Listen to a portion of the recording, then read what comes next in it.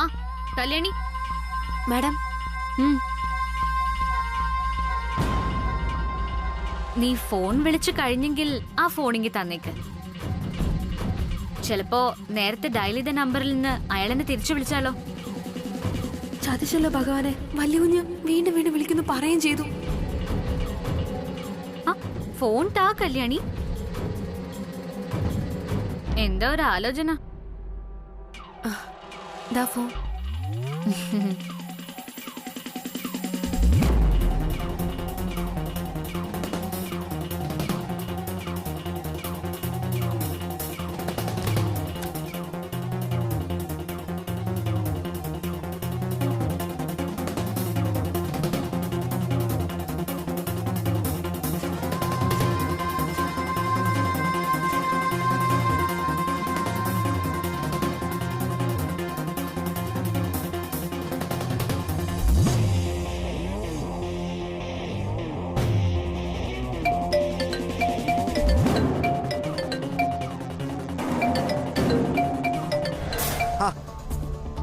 Hello bro, എന്തൊക്കെയുണ്ട് വിശേഷം? എന്താണ് മീറ്റിംഗ് കഴിഞ്ഞോ? അത് ഉച്ചയ്ക്ക് ശേഷമാ. അതെ, ഞാനിപ്പോ നിന്നെ വിളിച്ചത് മറ്റൊരു അർജന്റ് കാര്യം പറയാനാ. എന്ത് കാര്യം ബ്രോ? ധൈര്യമായിട്ട് പറ. I am always at your service.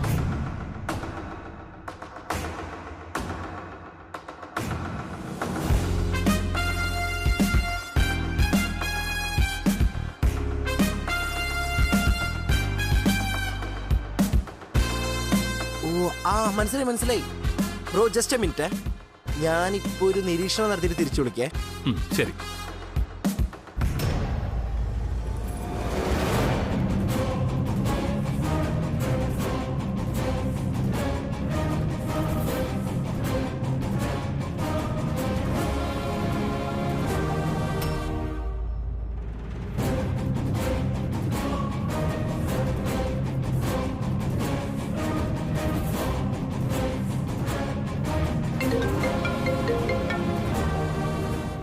Aravinda പറ. ബ്രോ, താഴെ നിൽക്കുന്ന എല്ലാവരിലും ഫോണുണ്ട്. അമ്മയുടെ മുമ്പിൽ ഒരു ഫോൺ വെച്ചിട്ടുണ്ട്. അത് കല്യാണിയുടെ ഫോൺ ആവാനാ ചാൻസ്. ശരി, നീ ഒരു കാര്യം ചെയ്യും. ഞാനിപ്പോ കല്യാണിയുടെ ഫോണിലോട്ട് വിളിക്കും. കല്യാണി ഫോണുമായിട്ട് വെളിയിൽ പോകുമ്പോ നീ തടയണം. എന്താ പറ്റുമോ? എന്താ പറ്റാത്തേ? എന്റെ ബ്രോ, എനിക്ക് കാര്യം മനസ്സിലായി. ഫോണുമായി കല്യാണി പുറത്തേക്ക് ഇറങ്ങാതെ ഹാളിൽ നിന്നും ബ്ലോക്ക് ചെയ്യണം. അപ്പൊ കല്യാണി ബ്രോയെ ഏട്ടാ ഏട്ടാ എന്ന് പറഞ്ഞ് സംസാരിക്കും. അതല്ലേ പ്ലാൻ? അതെ. പൊളിച്ച്. എന്റെ ബ്രോ, ഇനിയൊരു കാര്യം ഞാൻ പറഞ്ഞോട്ടെ. ഈ പ്രേമത്തിന്റെ കാര്യത്തിലേ ഞാനാണ് ബ്രോയുടെ ഗുരു എന്ന് പറഞ്ഞല്ലേ നടന്നിരുന്നത്. അത് ഞാൻ തിരിച്ചെടുത്തിരിക്കുന്നു. അർജുനെ അമ്പെയ്ത് പഠിപ്പിച്ച ദ്രോണാചാര്യരുടെ അവസ്ഥ എനിക്കിപ്പോ. ശിഷ്യനങ്ങ് മാനമുട്ട വളർന്നുപോയി. അതെ, എന്തായാലും സന്തോഷമായി കേട്ടോ. All the very best. ശരി, ഞാനിപ്പോ കട്ട് ചെയ്തിട്ട് കല്യാണിയെ വിളിക്കാം. ഓക്കെ ബ്രോ, അപ്പൊ ഞാൻ ഏറ്റു. You carry on. ഓക്കെ, ശരി.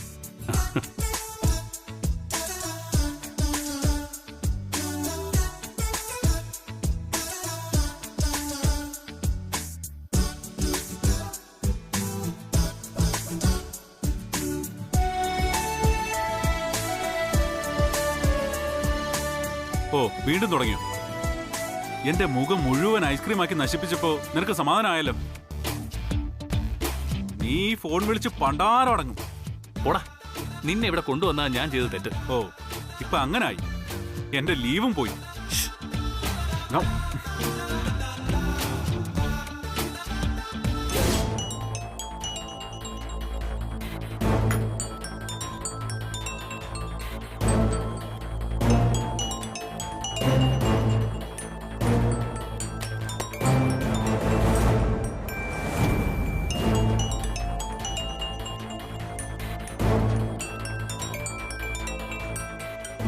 വീണ്ടും ഏട്ടൻ കോളിംഗ് ആണല്ലോ. ഇയാൾക്ക് വേറെ പണിയൊന്നുമില്ലേ? അത് ശരിയാ. ഇപ്പൊ ഈ ഏട്ടൻ വിളിച്ച് സംസാരിച്ചല്ലേ ഉള്ളൂ. ഇതെന്താ ഇപ്പൊ പെട്ടെന്ന് വീണ്ടും ഒരു വിളി? അത് മാഡം വെളിയിൽ നിന്ന് സംസാരിച്ചപ്പോ സംസാരിക്കുന്നതിനിടയില് റേഞ്ച് കട്ടായി പോയി. അതായിരിക്കും ഇപ്പൊ വീണ്ടും വിളിച്ചത്. ശരി ശരി, എടുത്ത് സംസാരിക്കും.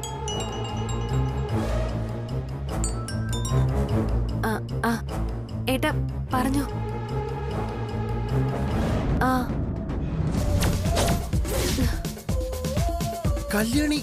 കല്യാണി ഇതെവിടെയാ പോകുന്നേ? ഞാൻ കേട്ടല്ലോ പുറത്തുനിന്ന് പറയുന്നത് പുറത്ത് റേഞ്ച് ഇല്ല, അതുകൊണ്ടാണ് ഫോൺ കട്ടായെന്നൊക്കെ. ഇവിടെ നിന്ന് സംസാരിക്കുക കല്യാണി. മാത്രമല്ല, അമ്മയ്ക്ക് എന്തെങ്കിലും അത്യാവശ്യം ഉണ്ടെങ്കിലേ കല്യാണിയോട് പറയുകയും ചെയ്യാലോ. അതെ, പുറത്ത് റേഞ്ച് കാണില്ലെന്നല്ലേ നീ പറഞ്ഞത്.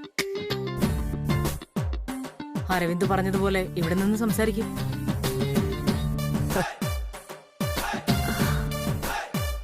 വലിയ കുഞ്ഞാ, ഞാൻ പുറത്തു പോയി സംസാരിച്ചിട്ട് വരാം. എനിക്കതിന് ആഗ്രഹമില്ലാണ്ടല്ലോ കല്യാണി. പ്രോയുടെ നിർദ്ദേശ കല്യാണി പുറത്തു വിടരുതെന്ന്. പ്രോ പറഞ്ഞ അനുസരിക്കാൻ പറ്റില്ല, അതല്ലേ മനസ്സിലാക്ക്.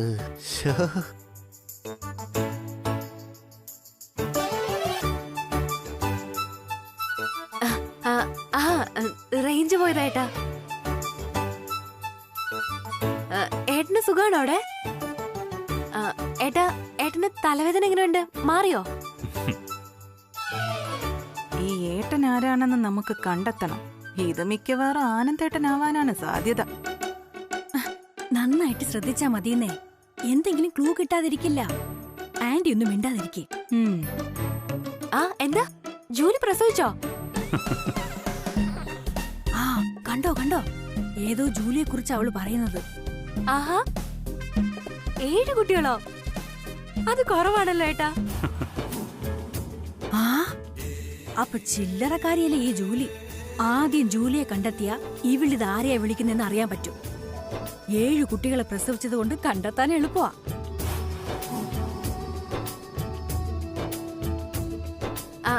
അല്ല, ജൂലി ഇനം ഡാൽമേഷൻ അല്ലേ? വിറ്റ നല്ല കാശ് കിട്ടും.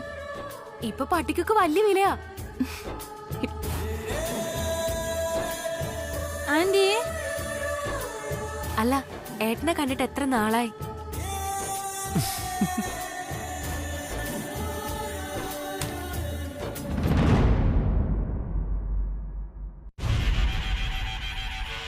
ഇങ്ങോട്ടേക്ക് ഒന്ന് വന്നിട്ട് പോയേട്ടാ. തൃച്ചംബരൊന്ന് ചോദിച്ചാ മതി. മതി മതി, ഇനി എനിക്ക് ഏട്ടാന്നുള്ള വിളി കേൾക്കാൻ തോന്നുമ്പോ ഞാൻ വിളിച്ചോളാം. കേട്ടോടി കെട്ടിയോളെ. ശരി ശരിയേട്ടാ, വെക്കട്ടെ. അടുക്കളയില് ജോലിയുണ്ട്.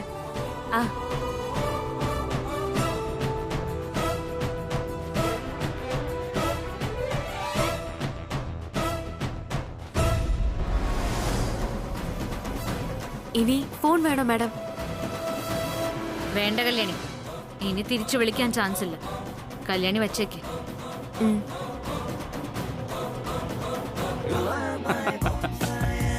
സുപ്രു.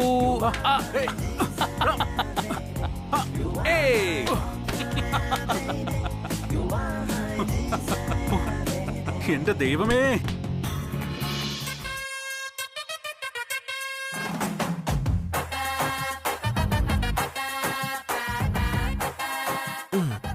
നന്ദന, പലപ്പോഴും നമ്മുടെ കണക്കൂട്ടിലൊക്കെ പിഴയ്ക്കും. ഈ റൊമാൻസിൽ ഞാനാണ് മിടുക്കെന്ന വിചാരിച്ചിരുന്നത്. പക്ഷെ ഇപ്പൊ മനസ്സിലായി, ബ്രോഹയെ വല്ല ആ കാര്യത്തിൽ നമ്മളെ കൊണ്ട് പറ്റില്ലെന്ന്. അരവിന്ദ് എന്താ ഉദ്ദേശിക്കുന്നത്? അതെ, ഈ അമ്മയുടെ മുമ്പിൽ വെച്ച് റോമിയോ കളിക്കാനൊക്കെ എനിക്ക് അന്നും ഇന്നും പേടിയാ.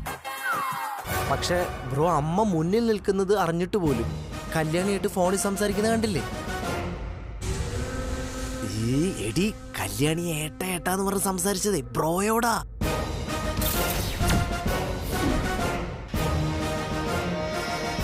അരവിന്ദ്, നീ സത്യമാണോ ഈ പറയുന്നത്? അപ്പൊ കല്യാണിയുടെ ഫോണിൽ ഏട്ടൻ കോളിംഗ് എന്ന് പറഞ്ഞു വന്നത് നമ്മുടെ ആനന്ദായിരുന്നോ? അതെ, കുറച്ചു നേരം മുമ്പേ ബ്രോ എന്നെ വിളിച്ചു പറഞ്ഞ അടിസ്ഥാനത്തിലാ കല്യാണി പുറത്തു പോകാതെ ഞാൻ തടഞ്ഞു നിർത്തിയത്. എന്നാലും കല്യാണിയുടെ ധൈര്യം സമ്മതിച്ചു കൊടുത്തേ പറ്റൂ. ഇതാണ് പെണ്ണിനെ പ്രണയം ധീരയാക്കുമെന്ന് പറയുന്നത്. അതെ അരവിന്ദ്, കല്യാണിക്ക് ധൈര്യം അല്പം കൂടുതൽ തന്നെ. അത് ഇനിയും കൂടി നശിക്കാതിരുന്ന കൊള്ളാം.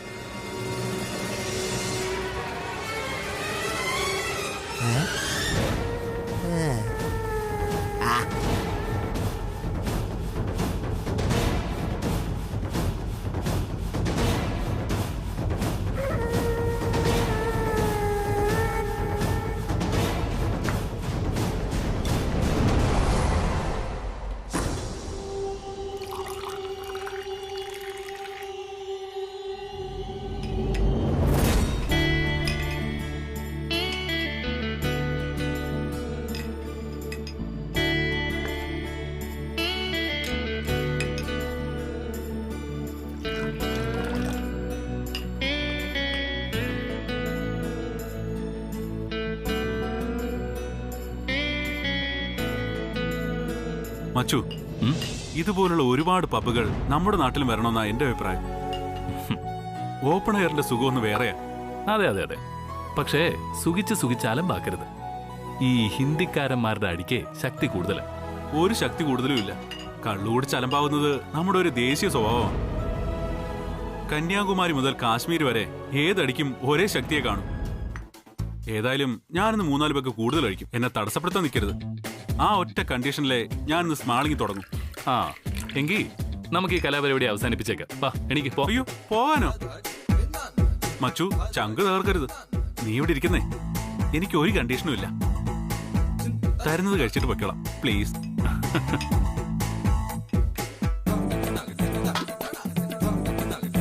Thank you.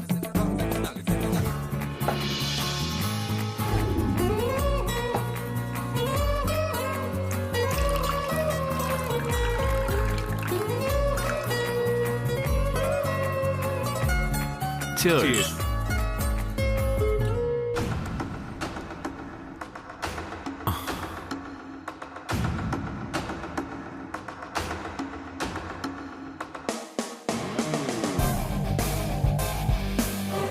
Madam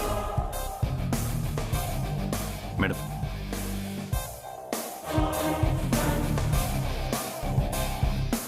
madam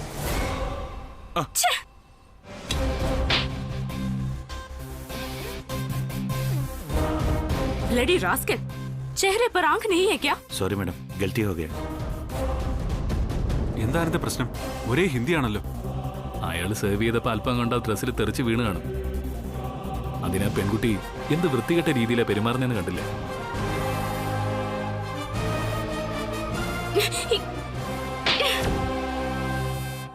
You bloody!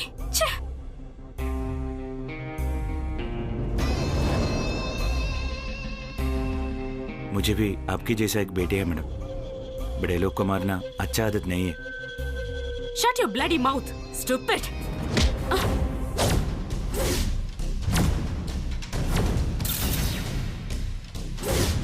ഇന്ന് മുതൽ എണ്ണി ഒരാഴ്ച സമയം നിനക്ക് തരും. അതിനു മുമ്പ് കൂടും കുടുക്കെടുത്ത് ഈ നാട് വിട്ട് പോയിരിക്കണം. ഇല്ലെങ്കിൽ എന്റെ കല്യാണിയെ കൊല്ലാൻ ശ്രമിച്ച നീ എന്ന മാരണം പിന്നെ ഈ ഭൂലോകത്തുണ്ടാവില്ല.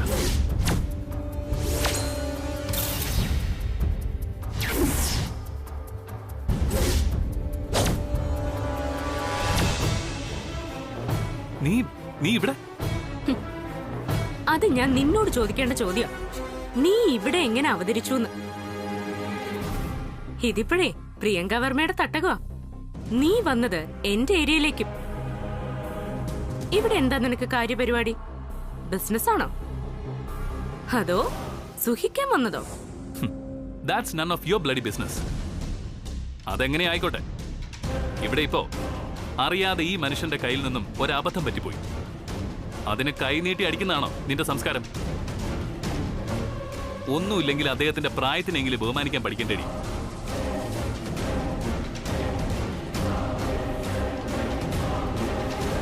സ്ഥലവും ഭാഷയും മാറി വന്നിട്ടും നിന്റെ മനസ്സിനൊരു മാറ്റവും വന്നിട്ടില്ലല്ലോ. കഷ്ടം തന്നെ.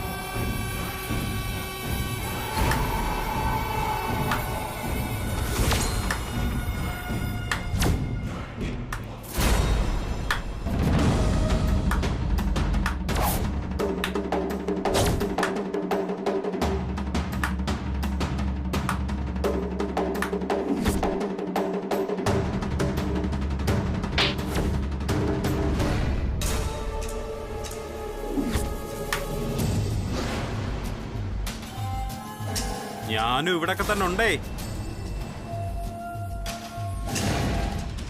ഏതായാലും ആനന്ദ് ഭായിയുടെ ഉപദേശ ഉഗ്രൻ. എന്താ ഇങ്ങനെ അമ്പരന്നൊരു നോട്ടം? ഓ, കേരളത്തിൽ വെച്ച് പോലീസ് പിടിച്ചോണ്ട് പോയവൻ ഇവിടെ എങ്ങനെ പൊങ്ങിയെന്നാവും. അതൊരു കഥയാ. നമ്മുടെ ചില ദൈവങ്ങൾ ഉയർത്തെഴുന്നേറ്റ പോലൊരു കഥ. പിടിച്ചെഴുന്നേൽപ്പിച്ചത് ദേ ഈ നിൽക്കുന്ന മാഡം, പ്രിയങ്ക മാഡം.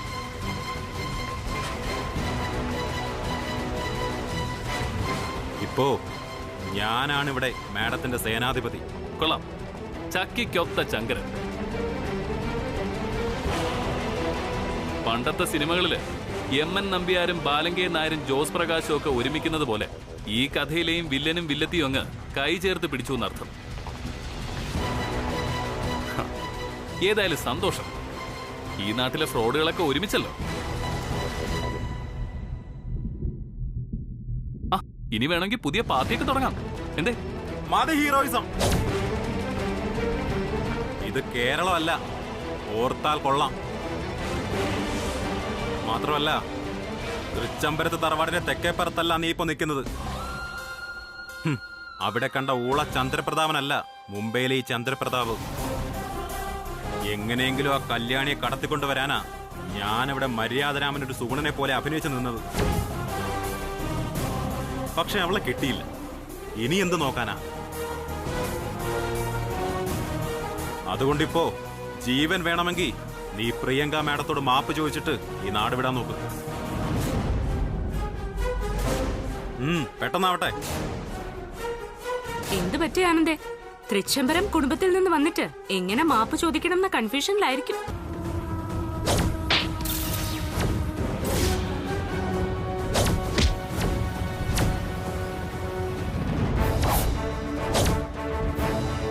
ചന്ദ്രപ്രതാപ് പഴയ CP. പക്ഷെ മുംബൈയിലെത്തിയ നിന്റെ പേര് CP എന്നല്ല, PC എന്ന പിമ്പ് ചന്ദ്രൻ. എന്താടാ ഇനി വേണോ നിനക്ക്? അയ്യോ അടിക്കരുത് പ്ലീസ്. ഞാനൊരു ബിൽഡപ്പിന് പറഞ്ഞതേ ഉള്ളൂ. ഈ CPക്ക് അടി പണ്ടേ പേടിയാ.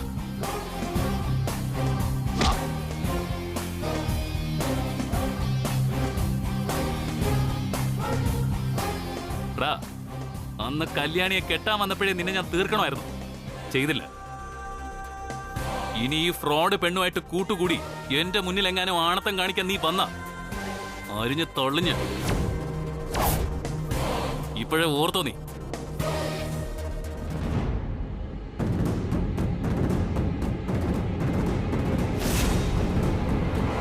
എടി പ്രിയങ്കേ, നിന്നെ നാട് കടത്തിയത് തൃച്ചംബരത്തെ അഖിലാണ്ടേശ്വരിയുടെ തിട്ടൂരം വച്ച.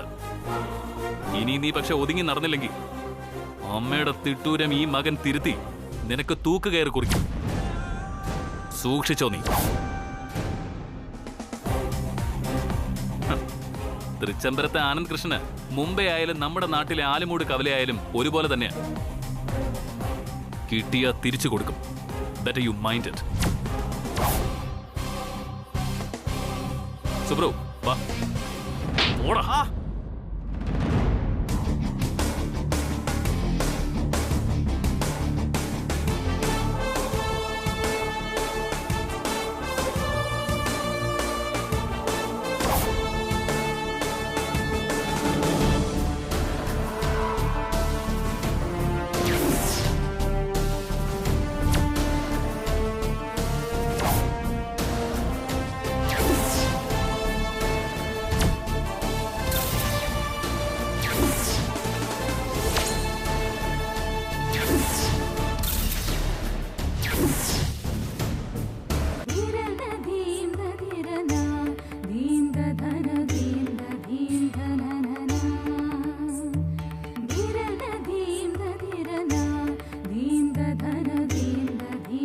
The Taj Mahal was commissioned by Shah Jahan in 1631 to be built in the memory of his wife Mumtaz Mahal.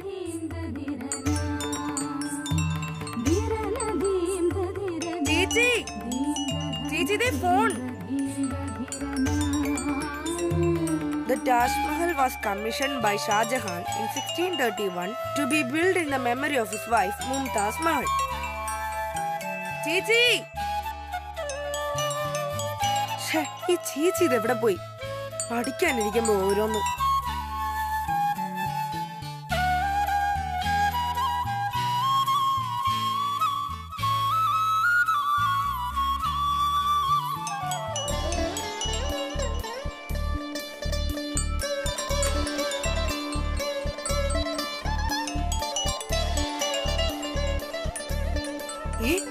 ഇത് വലിയ വീഡിയോ കോളിലാണല്ലോ. അടിപൊളി. ചേച്ചി ചേച്ചി എന്താ ഇവിടെ സ്വപ്നം കണ്ടോണ്ടിരിക്കുകയാണോ? പിന്നെ സ്വപ്നം കാണല്ലേ? സ്വപ്നത്തിലങ്ങ് പറന്നു വരുവാ സീമയിലെ രാജകുമാരൻ. നീ പോരുന്ന് പഠിക്ക് ചെറുക്ക. സ്വപ്നത്തില് പറന്നിറങ്ങിയില്ലെങ്കിലും മൊബൈലിൽ പറന്നിറങ്ങിയിട്ടുണ്ട് ആ രാജാവ് രാജകുമാരനും ഒക്കെ. പിടിക്ക്.